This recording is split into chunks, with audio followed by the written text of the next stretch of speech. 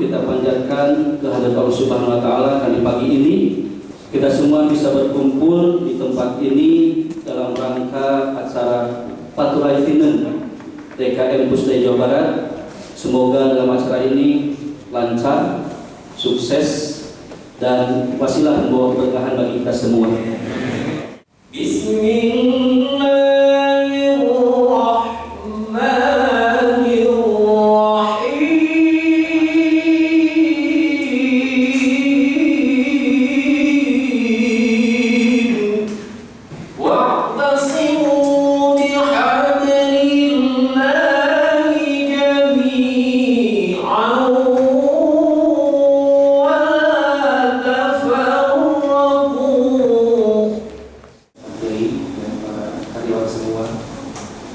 Saya mohon izin pertama kali kita bertemu dan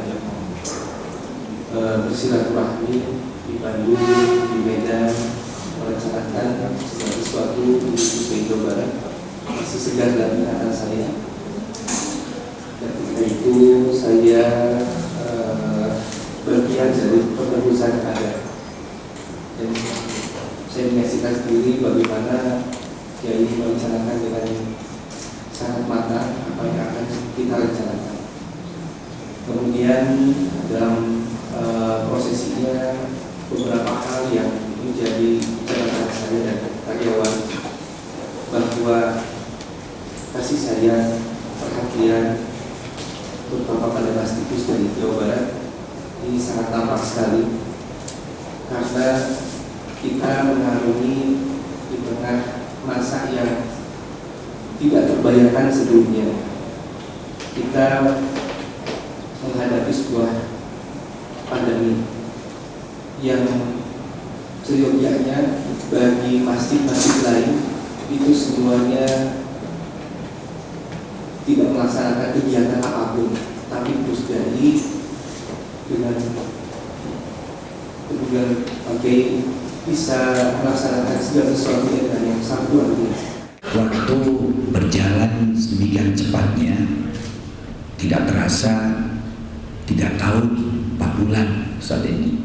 Jadi waktu itu saya pribadi sekitar bulan Agustus tahun 2018 ketika diminta untuk menjadi ketua DKM Pusdai ini, saya mereview saja 3 kali saya menolak gitu. Sampai pada akhirnya ada satu hal yang saya sulit menolak, tetapi dengan catatan saya ingin minta restu kepada ibu saya. Biasanya ibu saya kalau saya telepon itu malam hari nggak pernah ngangkat. Dan ini peristiwanya ini terjadi di Hotel Human, ya, setelah terpilihnya Pak Ridwan Kamil jadi Gubernur Jawa Barat, tapi belum dilantik beliau, belum dilantik. Nah, akhirnya setelah saya konsultasi sama ibu merestui dan baru saya menerima amanat sebagai ketua DKM Pusdai di Bandung ini. Apa yang dikatakan Kang Endi tadi benar. Saya pertama ketemu beliau itu di Medan, itu pada waktu MTQ tingkat nasional, ya. Karena ada yang mengatakan bahwa ini Pak Endi ini sekretaris DKM Pusdai. Saya coba perkenalan, ingin tahu Pusdai semacam apa itu. Nah, akhirnya mulailah timbul beberapa gagasan, karena namanya pusat dakwah Islam ya, idealnya apalagi dengan Jawa Barat itu juga punya lingkup, paling tidak itu di skup provinsi itu harus ada.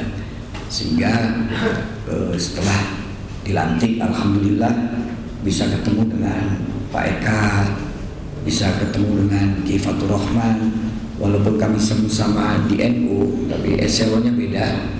Saya cuma di kabupaten, ini bos saya di provinsi.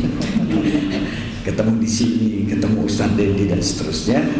Nah, alhamdulillah setelah surat keputusan itu benar-benar diterbitkan, saya bersilaturahmi dengan Pak Kiai Haji Idi, didampingi oleh Ustadz Dendi, Kang Heni dan sebagainya. Saya juga mendapat wejangan dari beliau itu, dan apa yang beliau sampaikan juga insya Allah saya laksanakan. Dan setelah itu saya juga bersilaturahim kepada founding fathers, ya, pendiri, orang-orang pertama yang di Pusda ini. Saya silaturahmi ke Profesor Kiai Haji Miftah Farid. Saya datangi mantan Gubernur Jawa Barat Pak Nuriana, ya, dan saya tahu persis bagaimana ide dasar perlunya adanya yang namanya Pusdai ini, yang namanya dulu memang inginnya Islamic Center, tapi Pak Nuriana, nah Islamic Center lah, pasal Codah, Cemungun itu mau ngerti kan dulu, pusat dakwah Islam saja. Nah, dalam perjalanan berikutnya memang sempat kita adakan keberagaman milad Pusdai yang dengan sekian banyak kegiatan dan luar biasa direspon. Sampai TVRI Bandung itu tiap sore menayangkan kegiatan Pusdai, termasuk dialog macam-macam. Nah, cuma Allah menghendaki lain, bukan saja Pusdai tapi masjid di seluruh dunia itu terkena COVID. Itu pun saya masih pasang badan, ya. Itu Pusdai ini masjid besar yang paling akhir ditutup dan paling awal dibuka. Bab yang saya pikirkan bukan corona, koropa. Bulan puasa Jenny datang ke rumah saya lupa dengan siapa waktu itu. Datang ke rumah saya waktu bulan puasa kita, waktu di lockdown.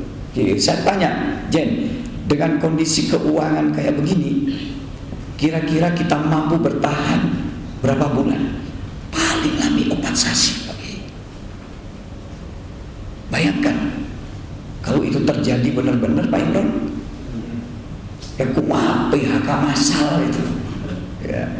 Nah, akhirnya ya dengan kondisi kayak begini, yang tadinya saya datang ke Pusda itu hari Senin, Kamis dan Jumat, sampai akhirnya ya hari Jumat saja atau hari Jumat plus kalau ada kegiatan-kegiatan tertentu saya hadir. Memang kondisinya sampai hari ini belum normal. Nah, sampai kita coba ingin membawa Pusdai ini punya gaung secara nasional, internasional kalau perlu. Terakhir kita lakukan di samping nikah massal difabel, itu Pusdai ini sebenarnya memecahkan rekor dunia. Itu MTQ difabel itu belum pernah terjadi di seluruh dunia, dan itu direspon